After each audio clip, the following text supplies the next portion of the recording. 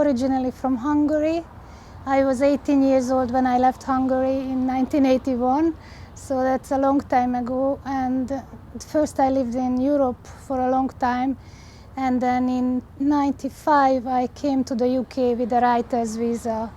And we lived in London first for 4 years, and after that we arrived in Northern Ireland in 98 after the Good Friday Agreement. So I am from Budapest, which is the capital of Hungary. It's a very beautiful old city with many bridges over the Danube and a castle and many museums, theaters and art in general.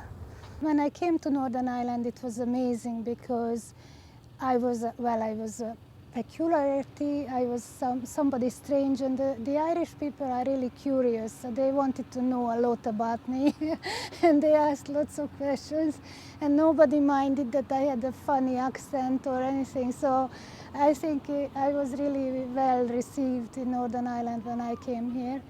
And I think that's a big difference, although the Hungarians are said to be very hospitable people, so loving visitors.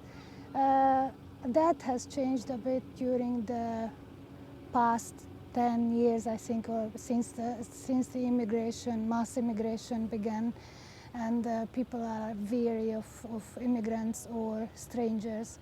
But in Northern Ireland, I don't have this personally as a problem. I think that I am terribly lucky to live in Rostrevor, which is actually an international village because there are at least 19 or 20 different nationalities living in that part of the world. And at the same time, the locals are immensely nice to us, and they are very interested in everything what we are doing. So I was involved in the Rostrevor Literary Festival, for instance, which started 5 years ago, and we do cultural events in Rostrevor. And I think I'm really lucky that there is this community who is supporting it and interested. And then we can open that up to the whole of Northern Ireland, so we invite writers from many places to read for us. So I think this cultural literary aspect of Rostrevor is really important for me.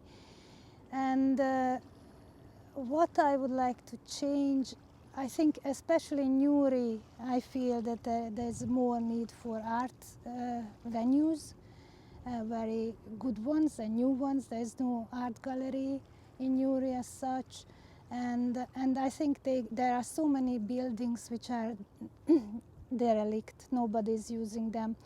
Big warehouses which could be, with little money, could be refurbished and changed over into some vibrant place where people can meet, and maybe craftspeople could rent places and sell their goods.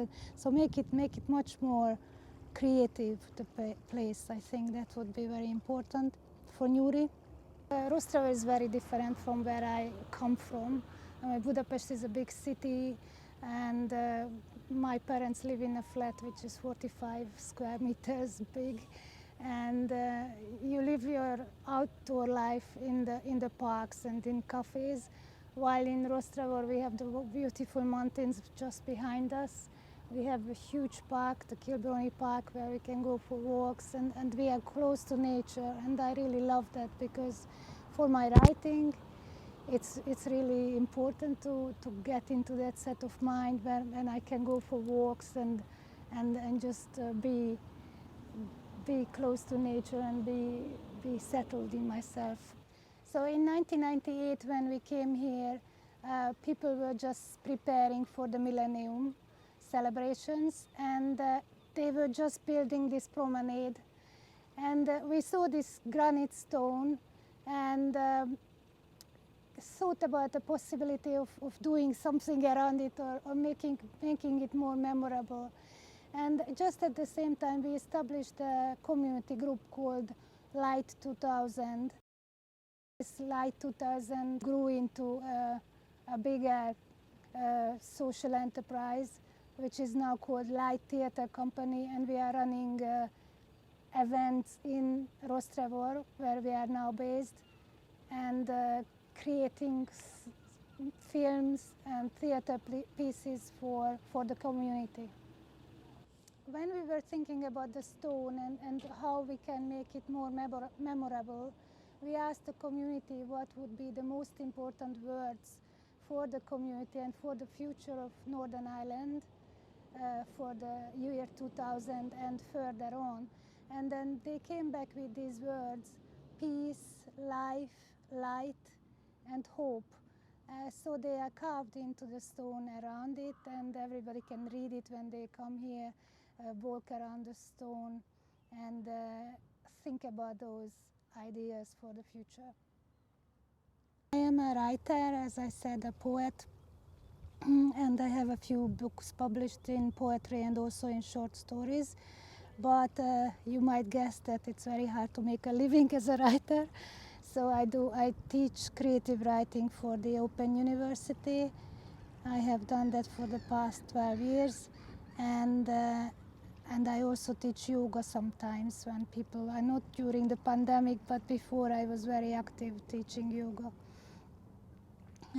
We used to have a yoga studio in Newry for a long time, but again we finished doing that and then we moved everything to Rostrevor. So my husband is working from home now on Zoom teaching yoga.